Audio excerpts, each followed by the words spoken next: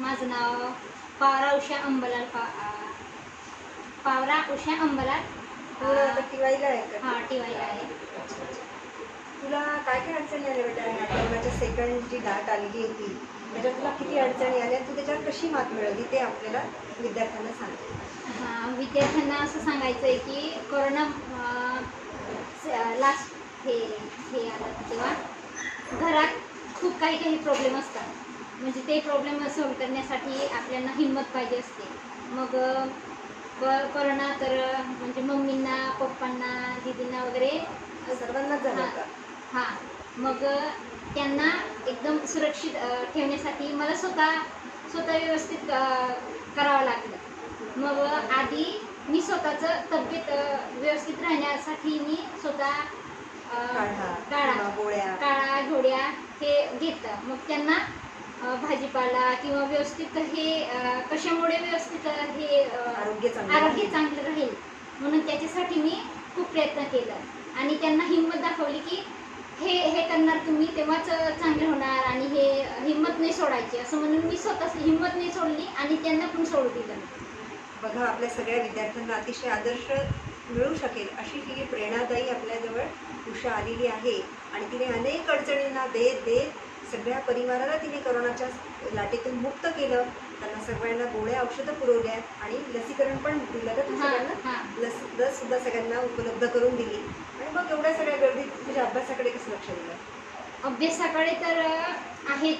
College teachers madam वगैरे सगळ्यांना मी म्हणजे टायमावर केलं. त्यांना टायमावरती म्हणजे मी शेड्यूल तयार केलं.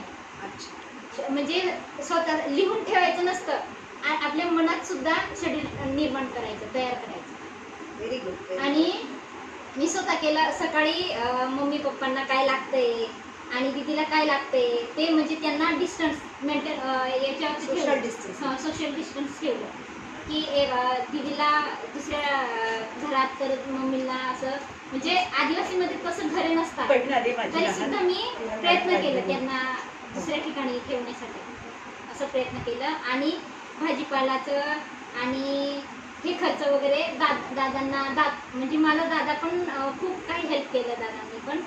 आणि सगळ्यांच्या मदतीने तू त्यांना सगळ्यांना बरं केलं आणि त्याचबरोबर तुझ्या अभ्यासाकडेही तुम्ही लक्ष दिलं. आणि TYBSc फिजिक्स या विषयात सगळे विषय पास होऊन ही विद्यार्थिनी आता मुक्त विद्यापीठाला प्रवेश घेत आहे. तर अतिशय छान. आणि खूप आपल्या ग्रंथालयाचा तुला काय काय उपयोग झाला? ग्रंथालयात सांगायचं असेल तर मी आधी म्हणजे सगळ्यांचा मोबाईल नंबर तर सगळ्यांवरतीच असतं आणि टायमावर मी जेव्हा टाईम भेटला तेव्हा मॅडमांना कॉल करायची किंवा सरांना कॉल करायची आणि मॅडमांनी मला सगळे पुस्तकं अवेलेबल करून दिले की मला हे पाहिजे ते पाहिजे. मग ग्रुपवरती किंवा मैत्रिणींना सांगितलं.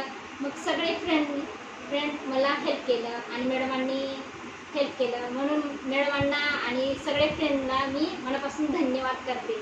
खूप छान. आणि तुझ्याशी बोलूनही आम्हालाही खूप बरं वाटलं. अशीच प्रगती करत राहा. अनेक संकटांमध्ये विद्यार्थी वाटचाल करत आहेत आणि हाच फार मोठा उद्देश आहे की कोरोनाच्या लाटेत सुद्धा विद्यार्थ्यांनी त्यांचं मनोधैर्य जे आहे ते टिकवून ठेवण्याचं कार्य केलेलं आहे. आणि त्याच्यात त्यांना आमची म्हणजे सर्व प्राध्यापकांची थोडीफार काउन्सिलिंगची नक्कीच मदत होत आहे. धन्यवाद.